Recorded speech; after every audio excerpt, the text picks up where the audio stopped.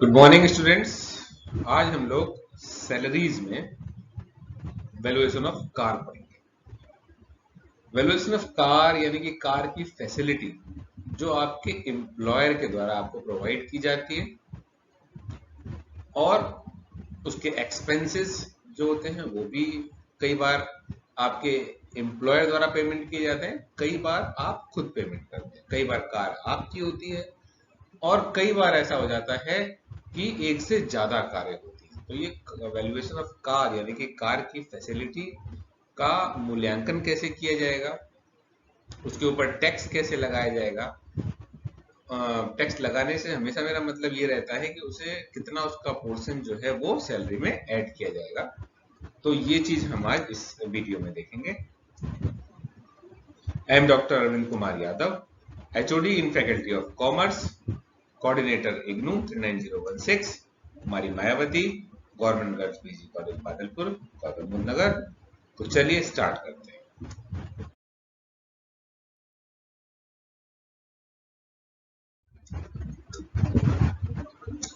Valuation of car.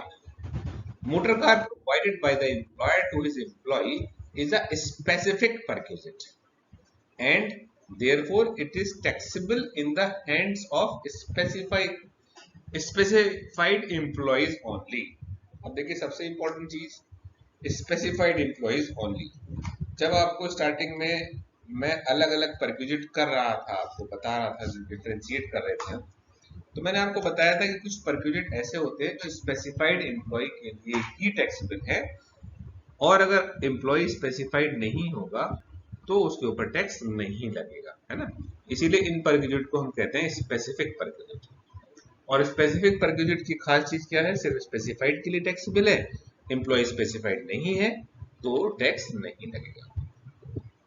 For valuation of car we can divide it into following two categories. अब two categories में divide कर सकते हैं, car owned by employer, car owned by employee. Owner कौन है actual में car का, है ना। तो ये चीज देख रहे हैं कि एम्प्लॉयर की कार है या एम्प्लॉय की कार है, तो वो डिसाइड करेंगे आपका टैक्स का। तो चलिए अब देखते हैं अगर कार ओन्ड बाय एम्प्लॉयर हो तो।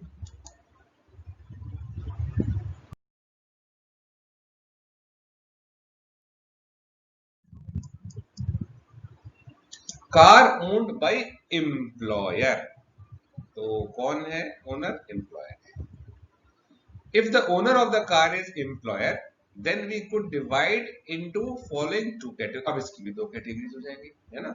कौन कौन सी दो कैटेगरीज होंगी, देखिए। In case of only one car, अगर एक कार प्रोवाइड की गई है किसके, एम्प्लॉयर के द्वारा, है ना, और एक से ज्यादा कार, मोर देन वन कार, ठीक है। तो जब आप कार का वैल्यूएशन करने लगेंगे और आप देखते हैं कि कार आपके एम्प्लॉयर ने दी है, तो आप देखेंगे एक कार का केस है, ये एक से ज्यादा कार का।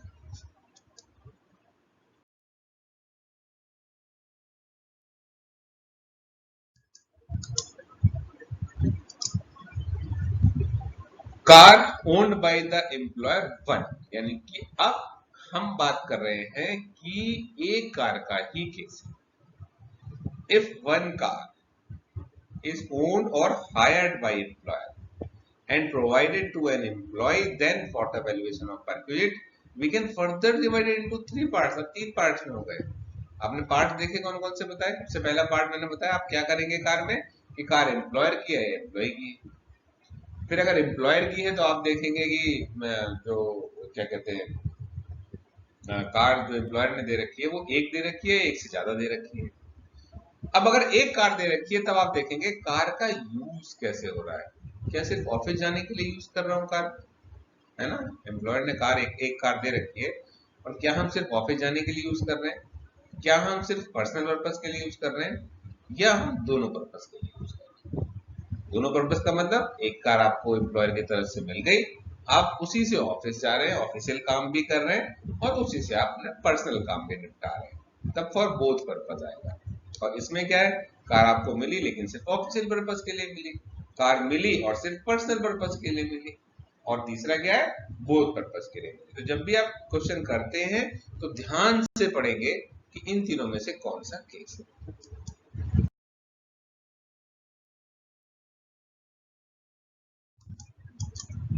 अब हम बात करते हैं car is fully use for official purposes. अगर ऑफिशियल पर्पजेस के लिए कार मिली हुई है, when car is provided by employer and actual running and maintenance expenses are also borne by the employer. दोनों चीजें, कार भी किसने प्रोवाइड कराई है? एम्प्लॉयर ने। और जो उसके रनिंग एंड मेंटेनेंस एक्सपेंसेस हैं वो कौन वो बियर कर रहा है? वो भी एम्प्लॉयर है ना, दोनों चीजें एम्प्लॉयर कर रहा है। लेकिन कार का यूज हो रहा है सिर्फ ऑफिशियल पर्पस के लिए, ऑफिशियल पर्पस के लिए। तो क्या है, कोई परक्विजिट हुआ? कोई फायदा नहीं, तब हम पर्सनल कोई बेनिफिट ले रहे हैं और टैक्स भी नहीं लगेगा। सेकंड देखिए, when car is provided by the employer, car तो दे दी एम्प्लॉयर ने, the car is provided for the employer and actual running and maintenance expenses, सारे पेट्रोल वगैरह रिपेयर वगैरह का खर्चा भी। अच्छा, यहाँ देखिए, यहाँ कह रहे हैं एम्प्लॉय कर रहा है, तो ऊपर क्या कहा था हमने? एम्प्लॉयर कर रहा है। यहाँ पर running and maintenance expenses employ कर। अब बताओ, अगर रनिंग एंड मेंटेनेंस एक्सपेंसेस सब एम्प्लॉय ही डलवा रहा है, सारे एम्प्लॉय ही बियर कर रहा है, और कार को सिर्फ ऑफिशियल पर्पस के लिए यूज कर रहे हैं, तब तो कोई टैक्स लगना ही नहीं चाहिए, यानी कि ये परक्विजिट नहीं माना जाता। नहीं, कोई फायदा नहीं है, तो यहाँ पर हम कहते हैं ये।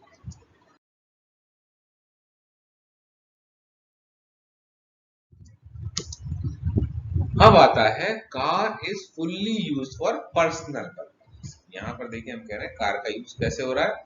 पर्सनल पर्पस के लिए हो रहा है। जब कार का यूज पर्सनल पर्पस के लिए होगा, अच्छा आप खुद सोचिए कि कार तो दे दी आपके एम्प्लॉयर ने, लेकिन आपसे बोल दिया कि भाई ठीक है, आप इसे पर्सनल पर्पस में यूज करिए, ऑफिस तो आप जो है इससे आने की कोई जरूरत नहीं है, पर्सनल पर्पस में पूरी तरीके से यूज करेंगे। आप तो पर्सनल पर्पस में यूज हो रही है, तब तो भाई आप जितने भी expenses incurred by the employer, जितने भी उसके एक्सपेंसेस एम्प्लॉयर ने करें, आपको आपके लिए ऊपर क्रेडिट है, ऐड होगा वो। Depreciation, normal wear and tear, यानी कि डेप्रिसिएशन के लिए 10%, तो जितनी भी कॉस्ट है कार की वो भी आप ऐड करेंगे। सैलरी ऑफ सॉफर, अगर ड्राइवर मिला हुआ है तो ड्राइवर की जो भी सैलरी है वो भी ऐड होगी। अब इसमें से अगर कुछ पैसे एम्प्लॉयर ने चार्ज कर रखे हैं आपसे, एम्प्लॉयर ले रहा है, काट रहा है कुछ पैसे, तो वो माइनस कर दो। ये आपका यहाँ पर परक्विजिट ऑफ कार आ जाता है। तो आसान है। अगर आप एक पर्सनल पर्पज के लिए कार यूज कर रहे हैं, तो जो भी एक्सपेंसेस एम्प्लॉयर ने बियर करें वो एक्सपेंसेस जुड़ेंगे टैक्स, तो उस पर लगेगा, यानी कि परक्विजिट हो जाएगा वन की। डेप्रिसिएशन 10% कार का मान लेंगे। सैलरी अगर दे रहे हैं ड्राइवर की, तो एम्प्लॉयर दे रहा है, तो वो भी ऐड हो जाएगी। और अगर कुछ पैसे काटे जा रहे हैं तो माइनस कर दीजिए, ये आ जाती है हमारी परचेज ऑफ कार।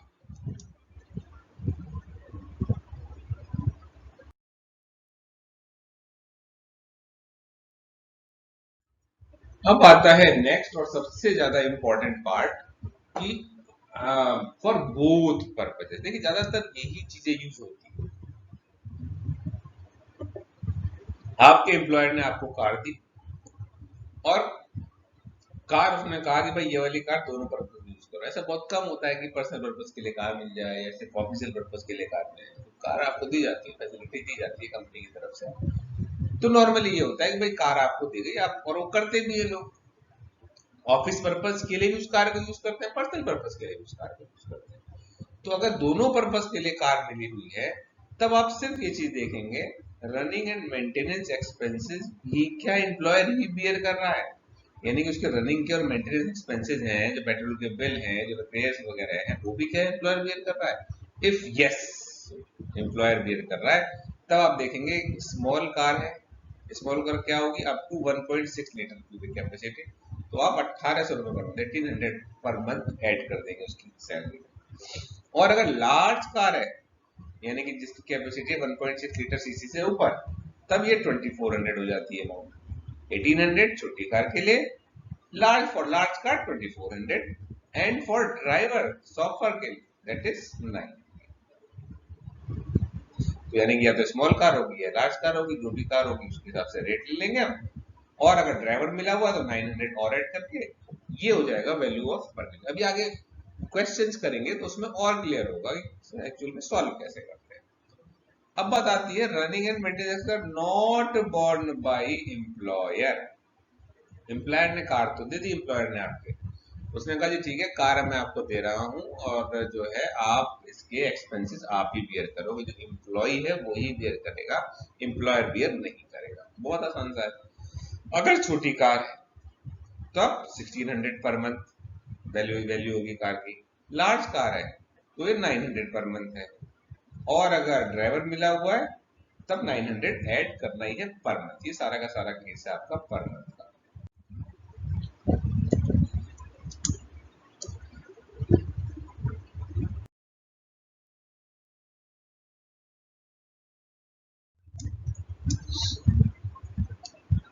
अब पहला वाला केस वहां पे हमारा खत्म हो गया जब हम कह रहे थे कार ओन्ड बाय एम्प्लॉयर और सिंगल कार का केस किया था।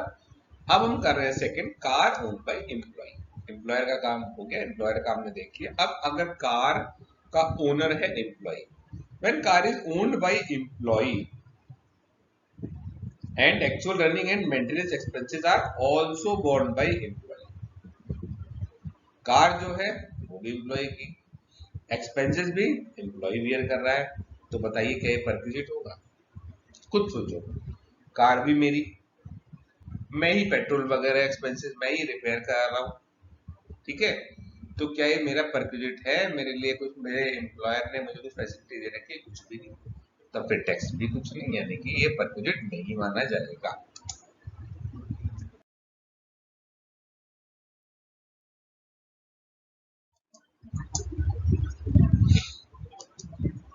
अब आगे चलते हैं। When car is owned by employ and actual running and maintenance expenses are borne by employer. यहाँ देखिए, हम कह रहे हैं यहाँ पर क्या हुआ, running and maintenance expenses borne किए गए एम्प्लॉयर ने पे किया इसका, है ना।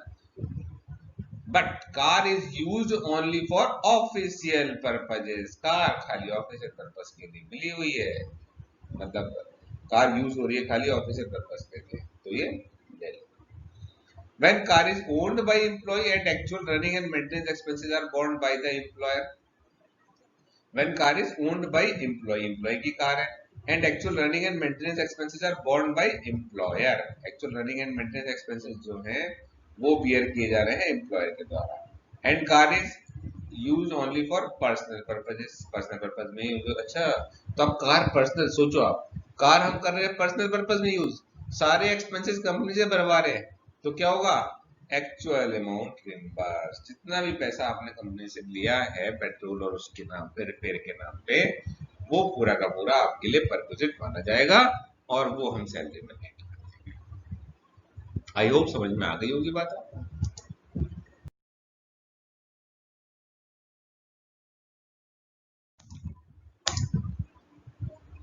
Car owned by employee, when car is owned by employee and actual running and maintenance expenses are borne by the employer and car is used for both। अब फिर both purpose आ गया यहाँ पर, ये दोनों पर्पज के लिए यूज हो रही है, दोनों पर्पज के लिए यूज हो रही है।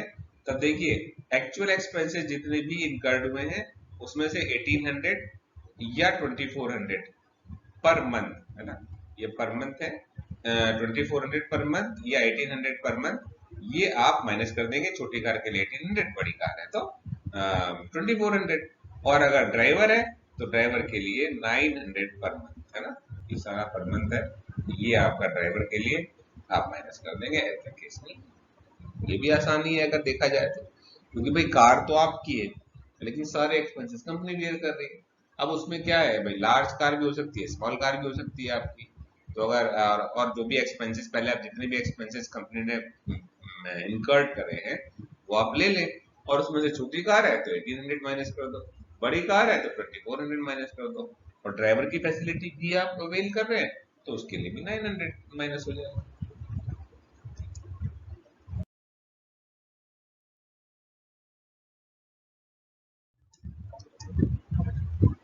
मोर than one car is provided. अब एक से ज्यादा कार वाली बात आ गई, ये कितना आसानी से खत्म हो गया। अभी मैं सारे के प्रैक्टिकल क्वेश्चंस कराऊंगा आपको, न्यूमेरिकल क्वेश्चंस कराऊंगा, जिससे कि आपको ये चीज क्लियर हो जाए। मोर than one car is provided by the employer, है ना, एक से ज्यादा कार एम्प्लॉयर ने प्रोवाइड करा रखी है अपने एम्प्लॉय को फॉर प्राइवेट और पर्सनल पर्पज के लिए, तब अच्छा, अब ये बड़ा खतरनाक सा पॉइंट आया था। ऐसा लगता है क्वेश्चन में मान दे रखा है कि एक से ज्यादा कार, यानी सपोज करिए दो कार दे रखी है आपके एम्प्लॉयर, ठीक है, और आप करते भी ये हैं कि कभी एक कार यूज करते हैं कभी दूसरी कार यूज करते हैं। भाई जाने के लिए जब दो कार खड़ी है, कभी इससे चले गए कभी उससे चले गए, कभी घर के काम इससे निपटा लिए कभी दूसरी वाली से निपटा लिए, है ना। तब भी इनकम टैक्स ये कहता है कि एक कार ही मानी जाएगी आपकी बोथ पर्पज में, और उसके अलावा जितनी भी कार आपने एम्प्लॉयर से ले रखी है वो सारी की सारी पर्सनल यूज में मानी जाएंगी। ये बात हमें ध्यान रखनी है। आई होप क्लियर हो रहा होगा point A. Treat one car for both use, एक ही मानी जाएगी क्योंकि बोथ यूज में बहुत बड़ा फायदा हो जाता है। बोथ यूज में आप कहते हैं कि सिर्फ 1800 रुपए पर मंथ है, 2400 रुपए पर मंथ पे टैक्स दूंगा। छोटी कार है तो 2400 रुपए पर मंथ पर टैक्स दूंगा। बड़ी कार है तो उसमें 2400 रुपए, छोटी कार है तो 1800 रुपए पर मंथ है, और ड्राइवर के लिए सिर्फ 900 रुपए है ना। तो लेकिन एक कार ही मानी जाएगी बोथ यूज में, और बाकी के अलावा जितनी भी कार है वो सारी की सारी पर्सनल यूज में मानी जाएगी। ये बात हमें ध्यान रखनी। आगे जब क्वेश्चन करेंगे तो आपको समझ में आएगा, लेकिन ये बेसिक चीज आपके माइंड में क्लियर होनी चाहिए।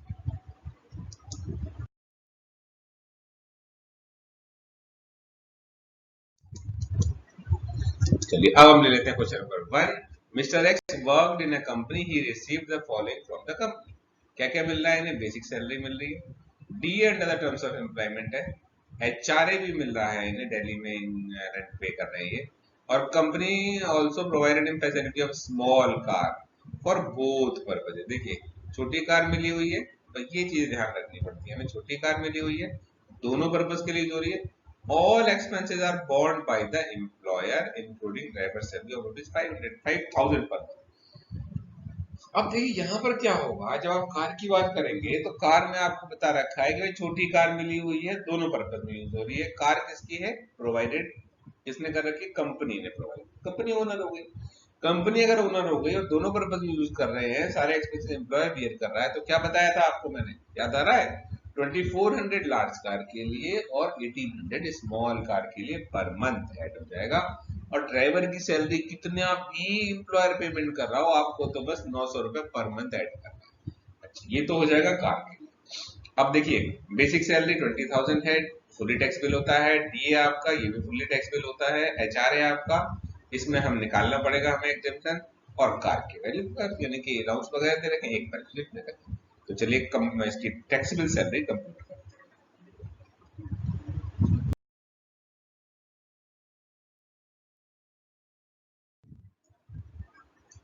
चलिए पहले एचआरए वाला पार्ट कर लेते हैं। एचआरए वाला पार्ट बहुत इजी है। सबसे पहले सैलरी लोगे आप 2400 और 60,000, क्यों दो चीज ऐड करिए? क्योंकि बेसिक सैलरी है, ये तो आनी आनी है, डीए की टर्म्स ऑफ एम्प्लॉयमेंट में है, तो टोटल सैलरी हो गई 3 लाख। अब रूल क्या है एचआरए का, याद आ रहा है आप लोगों को? Least of the following will exit from tax. Actual HRA receipt 48,000, rent paid minus 10% of salary, तो 60,000 तो हो गया रेंट पेड, क्योंकि 5,000 रुपीज पर मंथ है। और सैलरी आ रही थी 3 लाख, 3 लाख का 10% 30,000, 60 माइनस 30 ये आ गया 30,000। और क्योंकि दिल्ली में रह रहा है ये, तो 50% ऑफ सैलरी ये आ गया, मतलब 50,000। तीनों में कम क्या है? 30,000। 30,000 एग्जैक्ट हो जाएगा। तो अगर कई बार कर लिया आपने, मेरे ख्याल से बिल्कुल क्लियर हो गई।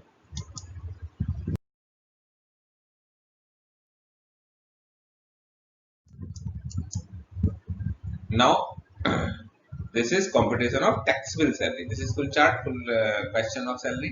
Computation of taxable salary of Mr. X for the assessment year 2021. Basic salary is 2,40,000, dearness allowance 60,000। कैसे है ये आपका? बेसिक सैलरी फुली टैक्सेबल है, पीसी भी हमने देखा, तो इंटू 12 कर लिया हमने, 20,000 थी ना, 20,000 इंटू 12 2,40,000। dearness allowance ये भी फुली टैक्सेबल होता है, तो ये भी 5,000 इंटू 12 60,000। एचआरए जो मिल रहा था ये मिल रहा था 48,000 का, एग्जामिशन मिली 30,000 की, तो 48 में से 30 माइनस कर दीजिए, 18,000 जो एचआरए है ये टैक्स।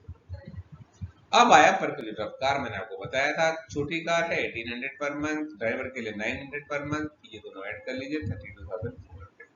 इनका टोटल किया हमने 3,50,400। और क्योंकि आपसे क्वेश्चन में पूछा गया था टैक्सेबल सैलरी, तो आपको डिडक्शंस देनी होगी, इसे ध्यान रखा करिएगा। ग्रॉस सैलरी पूछी तो क्वेश्चन यहीं पे एंड हो जाता है हमारा, लेकिन क्योंकि उन्होंने टैक्सेबल सैलरी पूछी है इसलिए आप इसमें से माइनस करेंगे, तो इसमें स्टैंडर्ड डिडक्शन माइनस हो जाएगी 60 की 50,000 की, तो ये माइनस कर लिया 3,04,000 की आपकी इसकी टैक्सेबल सैलरी आ गई। क्लियर है बेटा? चलो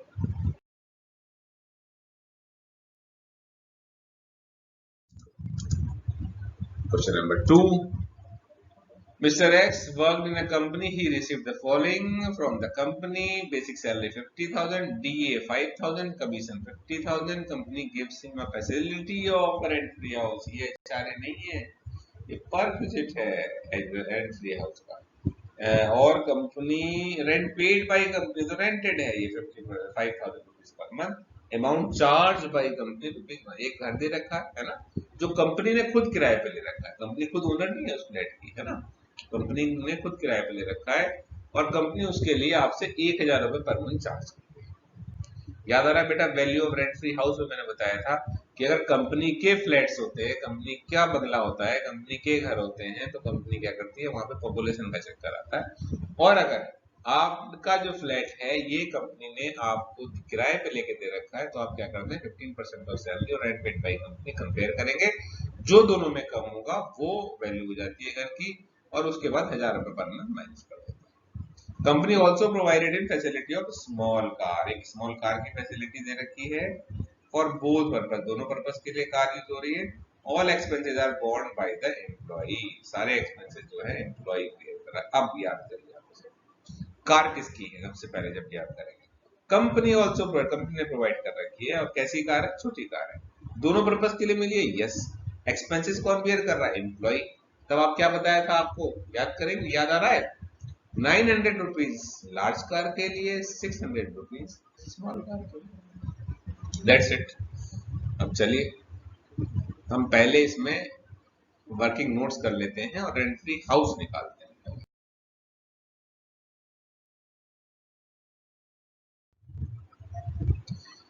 value of rent free house, salary आ गई आपकी 6 लाख plus 50,000, that is 6,50,000। 50% of salary और rent paid by employ whichever is less, तो हमने देखा 6,50,000 का 15% और रेंट पेड बाय एम्प्लॉयर, दोनों को कंपेयर किया, 97,500 और 60,000, दोनों में कम है 60,000। अब फर्निश तो है नहीं कि फर्नीचर वगैरह भी मिल रहा है, अगर फर्नीचर होता तो उसकी कॉस्ट का 10% भी ऐड कर लेते।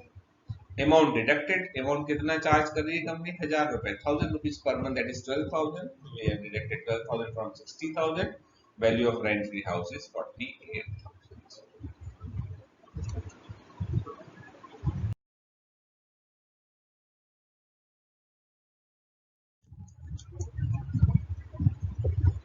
Now computation of taxable salary of Mr. X for the assessment year 22-21। तो अब देखिए ये एक बार आपको वो चीज आपने जो है उसकी वर्किंग वगैरह कर ली, फिर आपके लिए बहुत आसान है। बेसिक सैलरी फुली टैक्सेबल है, 6 लाख रुपीज आ गई। डीएनएस अलाउंस फुली टैक्सेबल होता है, ये 60,000 आ गया। कमीशन मिल रहा है 50,000, ये हमेशा टैक्सेबल होता ही है।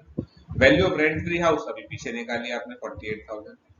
परक्यूजिट ऑफ कार, कार की फैसिलिटी मिल रखी है। अब कार की यही चीज आपको मुझे मेन कर रहे हैं, तो कार क्योंकि छोटी कार है, दोनों पर्पज हो रही है, और कार के एक्सपेंसेस एम्प्लॉय बेयर कर रहा है, तो छोटी कार के लिए 600 पर था, तो 600 इंटू 12 ये आ गया 7200।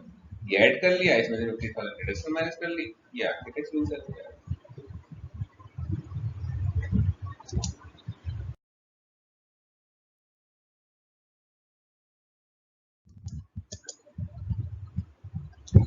अब आते हैं नेक्स्ट क्वेश्चन नंबर 3 पे। ये सारे क्वेश्चन ढंग से करेंगे आप तो आपके लिए बिल्कुल आसान हो जाएगा। इसमें देखिए बेसिक सैलरी 25,000 पर मंथ दिया हुआ है, डीए है आपका 2500 पर मंथ, कमीशन मिल रहा है 20,000 पर एनम। ये सब चीजें बहुत इंपॉर्टेंट होती है जब आप क्वेश्चन कर रहे होते हैं, और आप ध्यान से पढ़ा करें इसे, क्या चीज पर मंथ है, क्या चीज पर एनम है, क्योंकि सब कैलकुलेट तो हमें एनुअली करना है, लेकिन जो चीज पर मंथ दे रखी है उसमें तो उल्टा ही होगी, पर एनम है वो as it is full year का ही है। Company gives him a facility of furnished rent free house. अब यहाँ पे देखिए कंपनी ने फैसिलिटी दे रखी है फर्निश्ड रेंट फ्री हाउस की, owned by company, company owner है, कंपनी खुद के फ्लैट है, तो वहां पॉपुलेशन उन्होंने 12 लाख बता रखा है। अब मैंने बताया था आपको कि जब रेंट फ्री हाउस की फैसिलिटी मिलती है आपको, तो आप क्या चीज देखते हैं कि अगर कंपनी ओनर है तो वहां पॉपुलेशन का चक्कर आता है। पॉपुलेशन अगर 25 लाख से ज्यादा हो, है ना, तो वहां पर 15% ऑफ सैलरी पे टैक्स देना पड़ेगा, यानी कि आपके लिए घर की टैक्स देने का मतलब कि आपके घर की वैल्यू 15% ऑफ सैलरी बन जाती है। उसके बाद आपको बताया गया था कि अगर आपकी 10 लाख से ज्यादा हो और 25 लाख तक पॉपुलेशन है उस सिटी की जहां पर आपको घर की फैसिलिटी दी गई है, तो वहां पर आपको 10% ऑफ सैलरी आपके लिए पर क्यूजिट माना जाएगा। और 10 लाख से नीचे होती है तो 7.5% ऑफ सैलरी इज पर क्यूजिट। और अगर हमें फर्नीचर भी मिला हुआ है तो फर्नीचर की कॉस्ट का 10% ऐड कर देंगे और कुछ पैसा चार्ज किया जा रहा है, जैसे यहाँ पर देखिए 3000 पर मंथ चार्ज किया जा रहा है, तो 3000 पर मंथ था माइनस, तो घर के लिए हो गया। अब लार्ज कार मिली हुई है, ही used it for both purposes, he had, उसके पास खुद की कार है, लार्ज कार है और दोनों पर्पज में यूज कर रहा है। All expenses are borne by the employer, employer bear कर रहा है और इसने कंपनी से पूरे साल में 1 लाख रुपए जो है वो रिम्बर्स करा है ना। अब आपसे कह रहे हैं कंप्यूट इज टैक्सेबल सैलरी।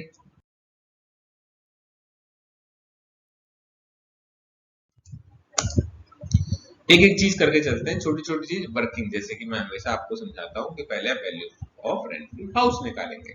इसमें सैलरी क्योंकि बेसिक सैलरी, डीए आएगा, टर्म्स ऑफ एम्प्लॉयमेंट में है और आपको कमीशन भी मिल रहा है। इसमें तो क्या होता है, बेसिक सैलरी आती है, डीए टर्म्स ऑफ एम्प्लॉयमेंट में आता है, बोनस हो, कमीशन हो, ऑल टैक्सेबल अलाउंसेस। तो 3,50,000 आपके लिए होगी सैलरी। अब रूल का है क्योंकि पॉपुलेशन 12 लाख दे रखी है, so the 10% of salary, that is like 50,000 into 10%, that is 55,000. And 10% of cost of furniture. The cost of furniture is 1 lakh. 1 lakh into 10%, that is 10,000. Total is 45,000. Amount deducted, amount charged. Company कितना charge कर रही है? 3,000 per month charge कर रही है. 3,000 into 12, that is 36,000. 45 में से 36 less करेंगे तो value of rent free house आ जाएगा आपका 9। I hope value of rent free house आपका क्लियर हो गया।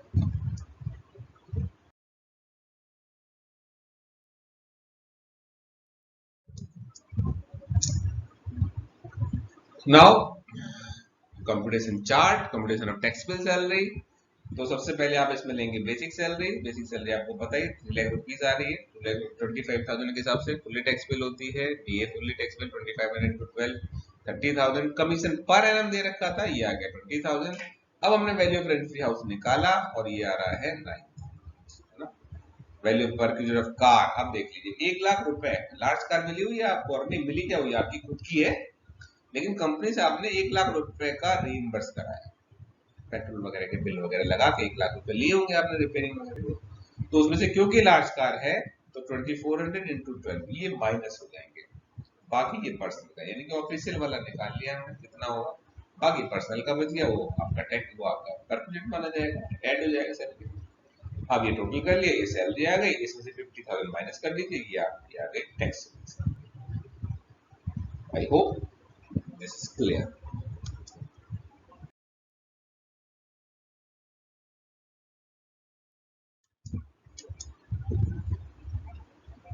And this last question, this is of both car. जैसे कि मैंने आपको बताया था कि बोथ कार वाले में थोड़ा सा कंफ्यूजन होता है।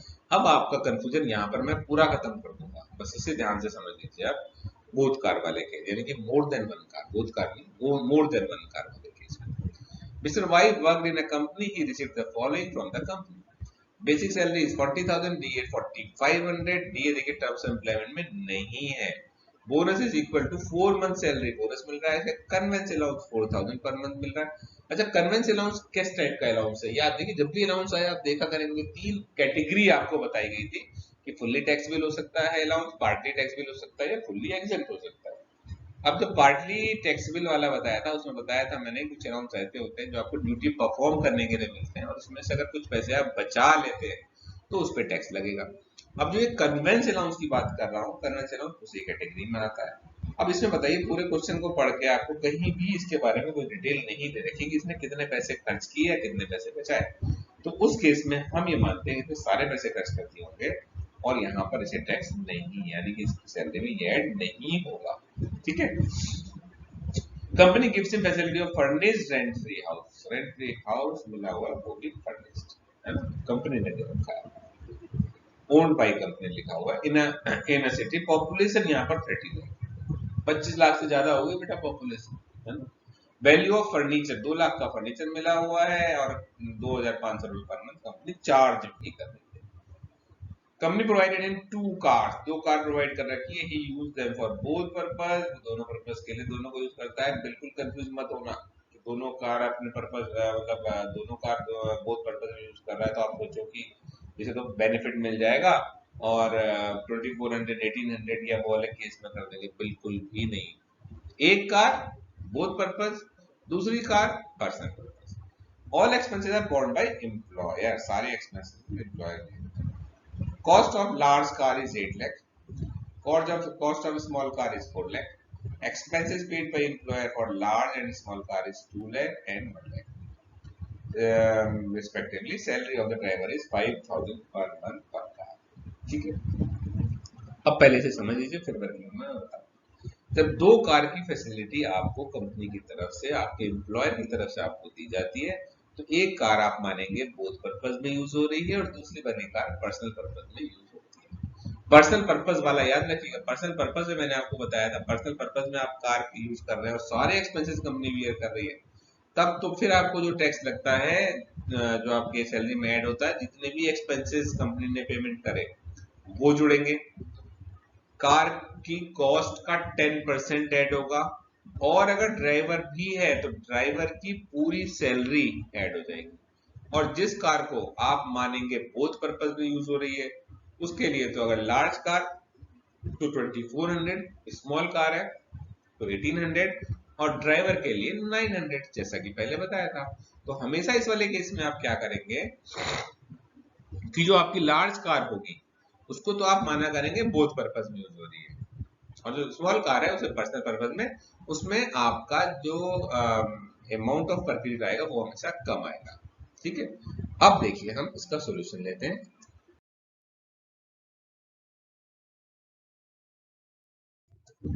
तो पहले हम वर्किंग देख लेते हैं रेंट फ्री हाउस के लिए। सबसे पहले आप सैलरी लेंगे, सैलरी बेसिक सैलरी आएगी, डीए इसमें ऐड नहीं होगा क्योंकि टर्म्स ऑफ एम्प्लॉयमेंट में नहीं है, लेकिन बोनस तो मिल रहा है 4 मंथ की सैलरी के बराबर, तो ये ऐड कर लिया आपने, दैट इज 6,40,000। अब रूल क्या है, क्योंकि पॉपुलेशन तो 25 लाख से ज्यादा है यहाँ की, तो 15% जो होगा वो इसके लिए परमिट हो जाएगा 96,000। 10% फर्नीचर भी मिला हुआ, फर्निचर हाउस है, इसका 10% कर लिया 20,000, दोनों को ऐड कर लिया 1,16,000 और इसमें 25 डिडक्ट हो रहा है, इससे चार्ज कर रहा है इसका एम्प्लॉयर 2,500 रुपए पर मंथ, तो फुल ईयर का हो गया 30,000, तो ये दे चुका। तो 1,16,000 में से 30,000 लेस कर दीजिए, तो 86,000 का इसने बेनिफिट लिया, ये परमिट हो जाएगा, ये उसकी सैलरी में ऐड।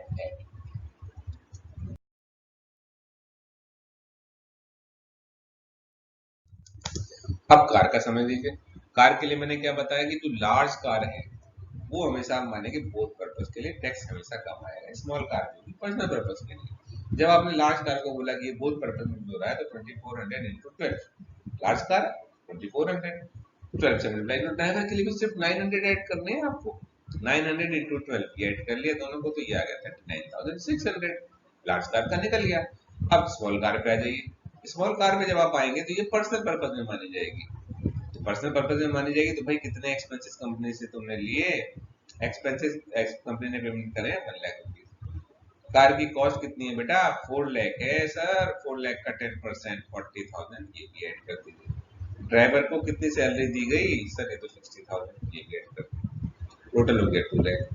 बड़ी कार पे तो आपके लिए खाली परक्विजिट हुआ 39,600, छोटी कार के लिए देखिए 2 लाख रुपीज परक्विजिट हो गया, टोटल जो आपकी सैलरी ऐड हो जाए, सैलरी में ऐड होगा 2,39,600।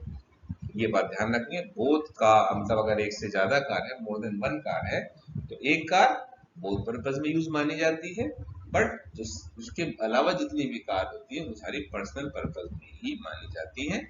और मान लिया 3 कार मिली होती तो थर्ड कार का भी बिल्कुल जो आप वो करते वो इसी टाइप से करते थर्ड कार का। तो ये चीज में ध्यान रखनी है, एक से ज्यादा एक चीज में।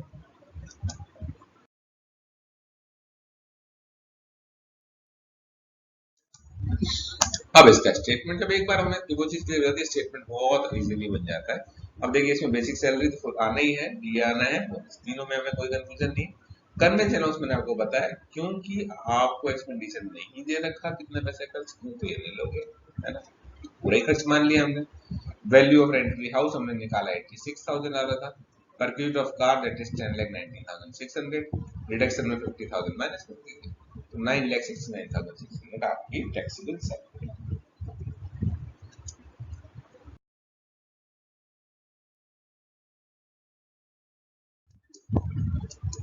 अब ये आपके लिए एक असेसमेंट है, ये आप खुद करके देखिए क्वेश्चन को, और ये आसान सा ही क्वेश्चन है। इसमें भी मैंने बोथ कार वाला ले रखा है ना, निकालनी टैक्सेबल सैलरी है, एंटरटेनमेंट अलाउंस मिल रहा है, इसमें डीए है और ये क्या कहते हैं बेसिक सैलरी दे रखी है, और इसके बाद 2 कार की फैसिलिटी दी है।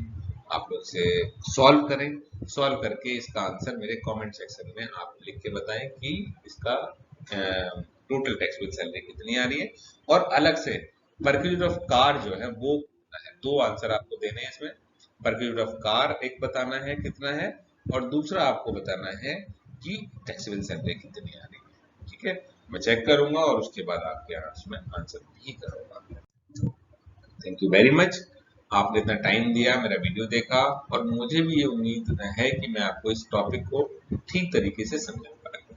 तो अगर आपको ये वीडियो अच्छा लगा हो तो प्लीज लाइक करें, सब्सक्राइब करें और शेयर करें। Thank you, bye bye.